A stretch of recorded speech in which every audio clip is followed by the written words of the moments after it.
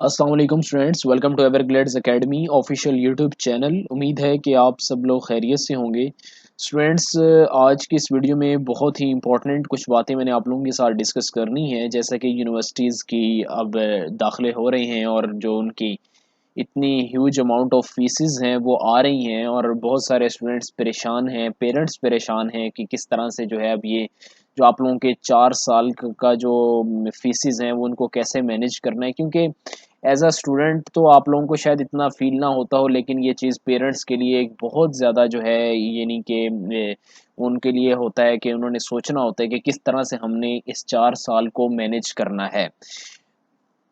तो इंशाल्लाह आज की इस वीडियो के अंदर मैं आप लोगों को बताऊंगा कि यूनिवर्सिटीज़ के अंदर जाकर आप लोग जो है किस तरह से नीड बेस का मतलब होता है कि डिज़र्विंग जो होते हैं, जो यानी कि अफोर्ड नहीं कर सकते, वो किस तरह से स्कॉलरशिप्स ले सकते हैं।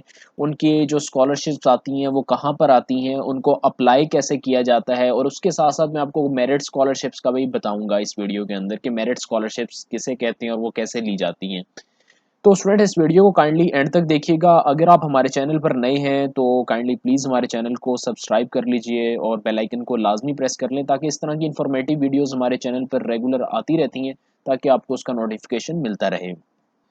स्टूडेंट, सबसे पहले बात कर लेते हैं मेरिट स्कॉलरशिप की। और मेरिट स्कॉलरशिप्स जो हैं वो होते हैं जिसमें आप लोग जो है compete करते हैं। फॉर एग्जांपल, जिस तरह आप लोगों ने नेस्ट यूनिवर्सिटी का टेस्ट दिया है तो उसके जो टॉपर्स होंगे 3 या 5, उनको जो है उनकी फ़ीस माफ़ हो जाएगी। इसी तरह प्यास यूनिवर्सिटी के जो टॉपर्स होंगे उनकी फ़ीस माफ़ हो जाएगी।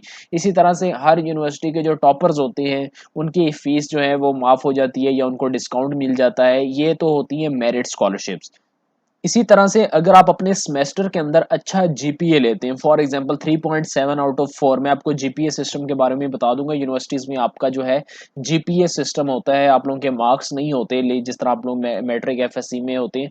तो जो जो जीपीए होता है वो टोटल उसका 4 स्कोर होता है, पॉइंट होते हैं, और उसमें से अगर आप 3.7 या अबव लेते हैं तो उसमें भी बहुत सारी यूनिवर्सिटीज़ जो है मेरिट स्कॉलरशिप देती हैं आपको, जो है डिफरेंट काइंड के इंसेंटिव्स मिलते हैं अगर आप उस टारगेट को अचीव करते हैं। ये तो हो जाती हैं मेरिट के स्कॉलरशिप्स जो हैं।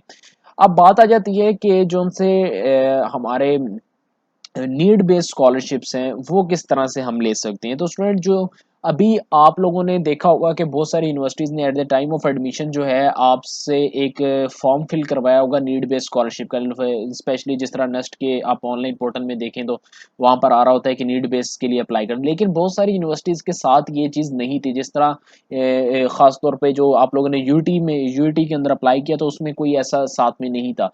अब जिन यूनिवर्सिटी के साथ में शुरू में नहीं होता, उसमें इस तरह से होता है कि आप लोगों ने फर्स्ट फ़ी जो है वो पे करनी होती है, जो आप लोगों की दाखिला फ़ीस है। दाखिला फ़ीस क्योंकि आप लोग पे करेंगे तो फिर ही आपका एडमिशन सिक्योर होगा, वरना आप लोग का एडमिशन सिक्योर ही नहीं होता।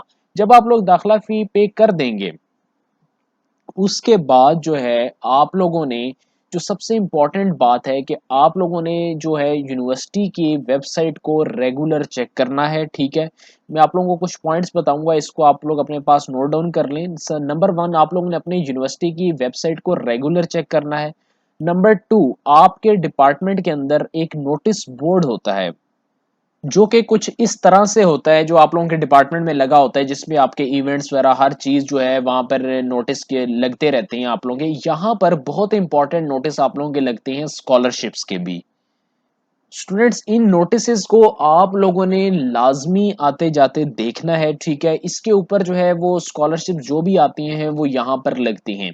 जो मोस्ट इम्पॉर्टेंट स्कॉलरशिप जो नीड बेस आता है वो एचईसी स्कॉलरशिप कहलाता है। एचईसी स्कॉलरशिप हर यूनिवर्सिटी में जाते हैं, और ये वो स्कॉलरशिप है जिसके अंदर आप लोगों की कंप्लीट ट्यूशन फी माफ हो जाती है। आप लोगों का हॉस्टल का खर्चा जो है वो गवर्नमेंट बर्दाश्त करती है।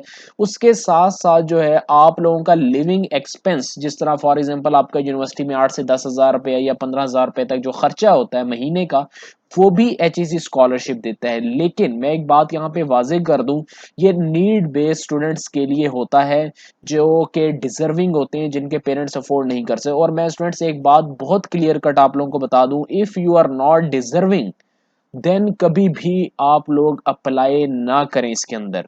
आप लोगों को अभी शायद इसका एहसास ना हो, लेकिन जो है ऊपर वाली ज़ात जो है वो बड़ी कदरदान है, और इसका जो है इम्पैक्ट आपकी पूरी लाइफ के ऊपर आपको पड़ सकता है।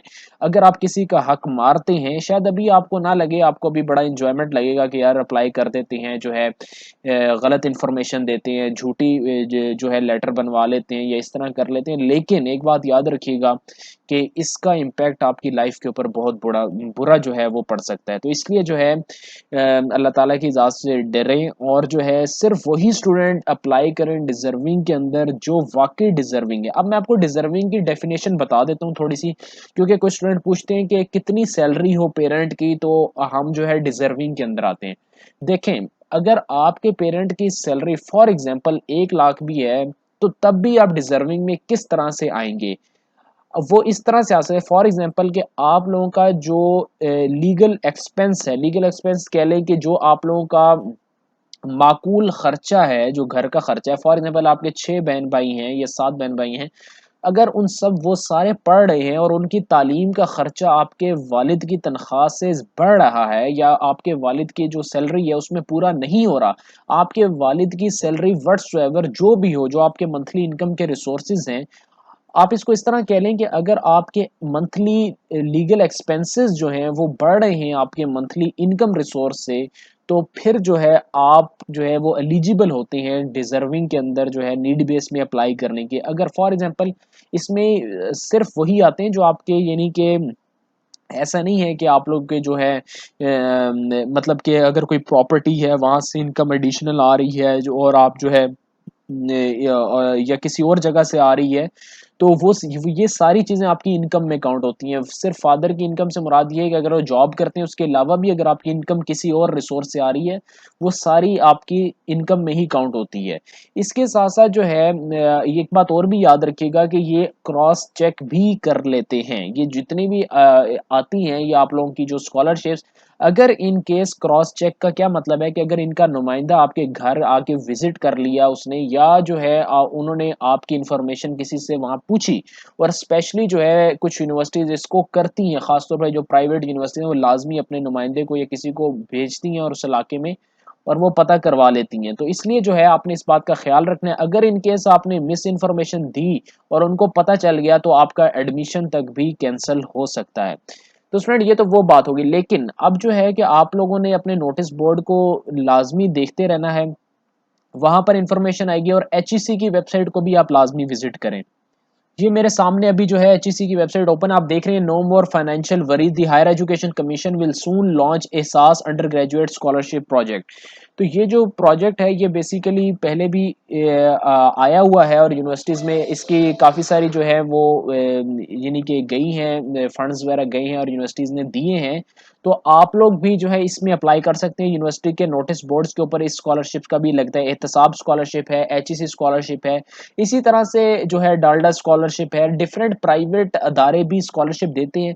तो उसकी अनाउंसमेंट सिर्फ नोटिस बोर्ड्स के ऊपर होती है, और उसके साथ साथ जो है यूनिवर्सिटीज़ की वेबसाइट के ऊपर भी सम टाइम आ जाता है, लेकिन नोटिस बोर्ड जो है ये सबसे इंपॉर्टेंट है। और स्टूडेंट एक बात और भी है कि यूनिवर्सिटीज़ के अंदर मैंने जितना भी नोट डाउन किया है एट माय टाइम भी, और जो है आजकल के दौर में भी, तो अब जो है स्टूडेंट जो है वो किसी को बताते नहीं है। ऐसा होगा कि आपकी क्लास के अंदर 20 लड़के स्कॉलरशिप ले रहे होंगे और वो किसी को खबर भी नहीं लगने देंगे कि वो जो है नीड बेस्ड स्कॉलरशिप ले रहे हैं या कौन सी ले रहे हैं, पता भी नहीं चलेगा। तो इसलिए जो है आप लोगों ने खुद एक्टिव रहना है। स्कॉलरशिप वही लेते हैं जो खुद एक्टिव रहते हैं, यूनिवर्सिटीज़ की वेबसाइट को देखते रहते हैं, नोटिस बोर्ड्स को देखते हैं, और हर यूनिवर्सिटी के अंदर एक डिपार्टमेंट होता है स्कॉलरशिप का, जो कि आपका एडमिन ब्लॉक होगा, एडमिनिस्ट्रेशन ब्लॉक यूनिवर्सिटी का, या एडमिशन ऑफिस होता है, उसी के साथ स्कॉलरशिप सेक्शन होता है। उसके बारे में आपने यूनिवर्सिटी में जाते सार पूछ लेना है कि वो कहाँ पे, और उनसे भी आप लोग जाके पता कर सकते हैं कि सर ये कोई स्कॉलरशिप जो है वो नीड बेस्ड के, वो कब आते हैं, कौन से आते हैं, वो आपको सारी इंफॉर्मेशन प्रोवाइड कर देंगे। इसके अलावा अगर आप लोगों का कोई भी क्वेश्चन है रिगार्डिंग स्कॉलरशिप का, या आपने किसी यूनिवर्सिटी में अप्लाई किया उसके रिगार्डिंग आप पूछना चाहते हैं स्कॉलरशिप्स के हवाले से, तो आप नीचे कमेंट भी कर सकते हैं। और द मोस्ट इंपॉर्टेंट थिंग कि आप जो है हमें हमारे ऑफिशियल इंस्टाग्राम के ऊपर भी मैसेज कर सकते हैं।